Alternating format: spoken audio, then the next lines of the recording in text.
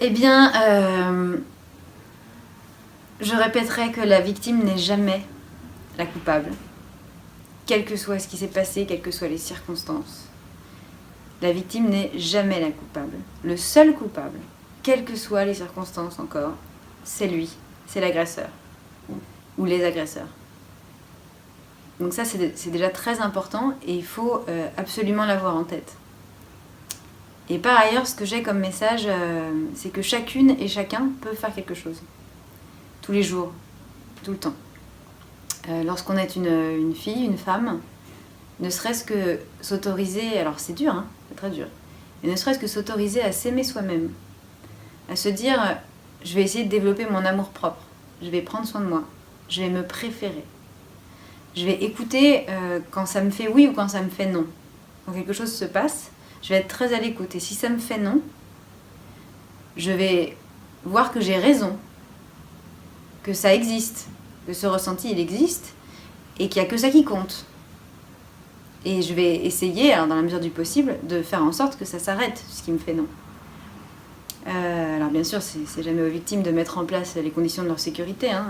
Si elles avaient les moyens de le faire, il n'y aurait plus de violence. Mais voilà, arriver à s'aimer, s'écouter, arriver à aimer aussi et à développer la sororité vis-à-vis des autres femmes.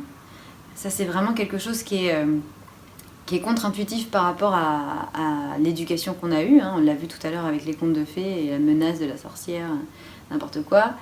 Les sorcières étant en fait les inventrices de la médecine, et elles ont été génocidées sur plus de 4 siècles en Europe. Donc c'est des héroïnes en fait, c'est des résistantes, c'est des figures. Il devrait y avoir, au lieu des Napoléon, Louis XIV et autres génocidaires, il devrait y avoir des statues de sorcières en fait, hein, dans les rues.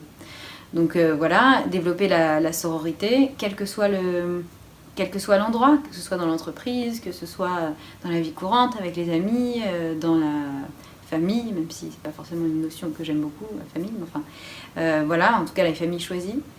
Et puis pour les hommes, il y a aussi beaucoup de choses à faire.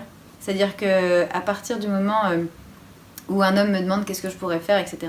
Alors moi déjà, je conseille toujours un texte, un discours qu'Andrea Dworkin, dont je parlais tout à l'heure, a donné devant 500 hommes qui se disaient pro-féministes aux États-Unis il y a quelques années. Et donc, voilà, ça s'appelle « Je veux une trêve de 24 heures pendant laquelle il n'y aura pas de viol ». Franchement, ça c'est pas mal. Voilà. Mesdames, si à un moment donné vous êtes fatiguées, vous n'avez pas envie, et c'est votre droit le plus total de pas envie de rentrer en discussion avec des hommes, vous leur dites « lis ça », déjà c'est bien. Et puis, oui, il y a plein de choses à faire. Enfin, lorsque vous êtes, je sais pas, je prends un exemple, dans le monde de l'entreprise, vous avez beaucoup plus de leviers, messieurs, que nous, pour que les comportements sexistes cessent. C'est-à-dire que lorsqu'on est, j'en sais rien, dans la cantine de l'entreprise, et qu'il y en a un qui fait systématiquement des allusions à caractère sexuel, des réflexions humiliantes et sexistes, ce qu'on va appeler les blagues sexistes, qui ne sont pas du tout des blagues, hein. C'est très compliqué pour une femme, quel que soit son niveau de hiérarchie d'ailleurs, de se lever et de dire stop, t'arrêtes pour toujours là, en fait ça va pas le faire, je ne veux pas manger avec toi, je ne veux pas de faim. Voilà, c'est très compliqué parce que derrière il va y avoir plein de représailles qui vont se mettre en place. Si un seul homme un jour se lève, prend son plateau et dit alors je ne supporte pas le sexisme, le racisme, la lesbophobie, la gayphobie, t'oublies, t'arrêtes, c'est insupportable. Ça me choque, c'est pas possible, on est en 2018, stop. Là, il va y avoir un truc beaucoup, beaucoup plus fort. Alors déjà, bon, le problème, c'est que derrière, il va passer pour un héros vis-à-vis notamment des autres femmes, et ça c'est très pénible, parce que c'est quand même pas grand-chose de faire ça. Mais là, d'un coup, ça peut avoir un vrai impact. Et au pire, le pire du risque, c'est de passer pour un type étrange. C'est tout, quoi. Je veux dire, stop. Donc ça, typiquement, c'est quelque chose qu'on peut faire. On sait par exemple que... une copine qui me disait ça, 96% des interruptions de parole dans une conversation sont causées par des hommes. 96%. Alors, ce qu'on peut se dire dans ces cas-là, c'est que messieurs, cessez de nous interrompre. Alors, attention, hein, c'est un réflexe, hein, mais il ne faut pas le faire. Et si vous envoyez un autre qui interrompt une femme, eh ben vous venez l'interrompre lui. Ça, c'est un truc, alors, du coup, par rapport à l'actualité de Facebook, c'est pas très, voilà, à la mode, mais c'est un truc que Sheryl Sandberg, elle dit. Interrompre un interrupteur, quoi. Et ça va avoir un truc où, déjà, ils sont hyper surpris parce qu'ils n'ont tellement pas l'habitude. Voilà, donc c'est un truc vraiment de... Voilà, il y a plein de choses à faire chaque jour. Et puis alors, déjà, ne pas violer, ne pas agresser, ne pas harceler.